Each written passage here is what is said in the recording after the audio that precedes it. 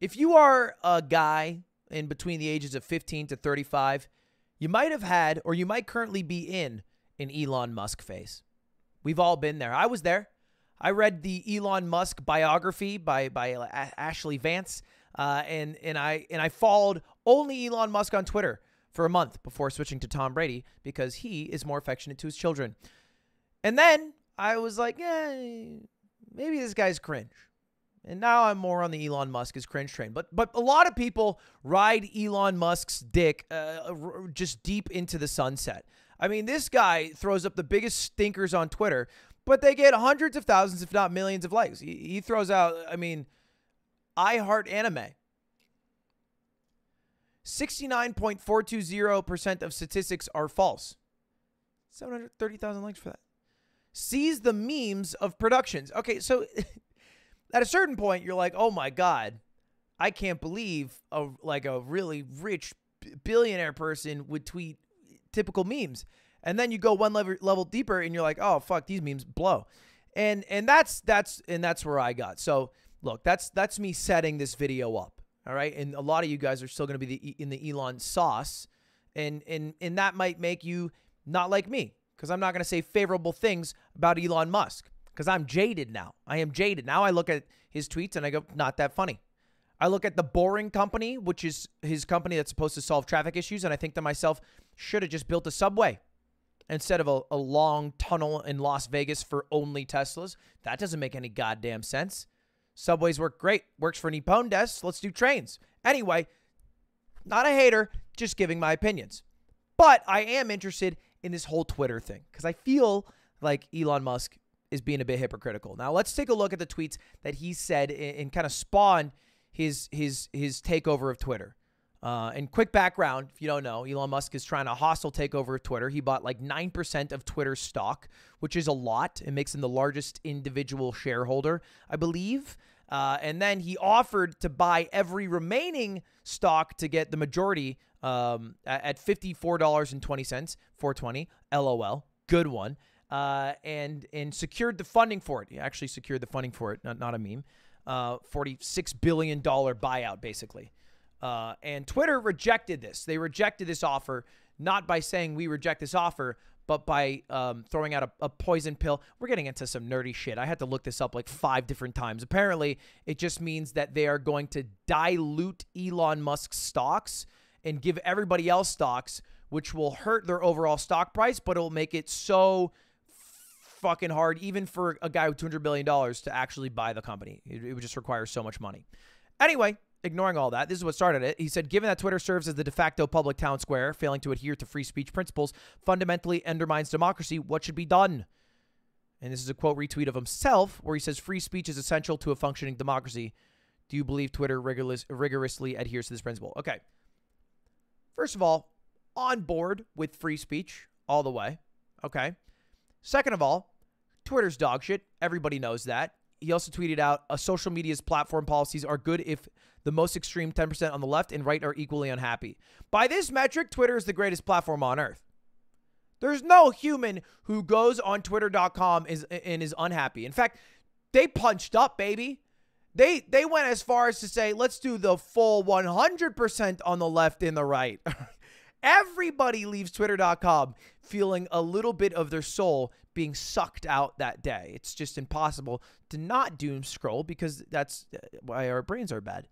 And so Elon Musk tweeted this out, and you know, people gave their thoughts, but I think Elon Musk's tweet best describes what he looks for when he looks for feedback, right? Like I'll say this. When I look at my YouTube comments, I almost never read my main channel comments because it's a lot of just outpour of support before they even watch a video. It's like a 15-minute video. 5 minutes in, there's like 30 comments that are like, this is the greatest video I've ever watched. Probably memeing, but it's hard after a day to differentiate those people from actual people who believe that to people who giving me, feedback. So I oftentimes read these comments because you guys are engaging with me in discourse. And then also my super auto VODs comments because they're making fun of me for being dumb. Elon Musk, when he looks for feedback, quote retweets Bitcoin Archive. Do you want Elon Musk to buy Twitter? They did a Twitter poll, and it was 73% yes.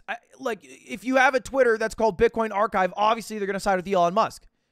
All right, you can have an account called Dogecoin Ballsack, and it's going to be 100% in Elon Musk's favor. I think that it's not the best audience to look for support from, but it is funny that he did quote retweet it to gas himself up. But here's the thing that I think's weird, because there's this YouTuber who I've actually seen their video, but what they did is they worked at Tesla, right?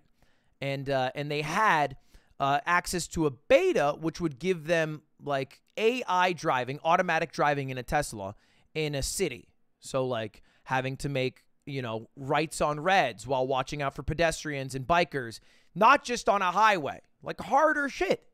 And they would upload raw videos of them just driving around the city with a buddy, using the auto steer and occasionally grabbing the wheel and just taking notes. It's very nerdy, very dry stuff, all right? Like the most dramatic thing is that it hit a pylon.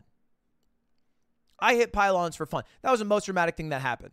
That guy got fired from Elon Musk for posting these videos.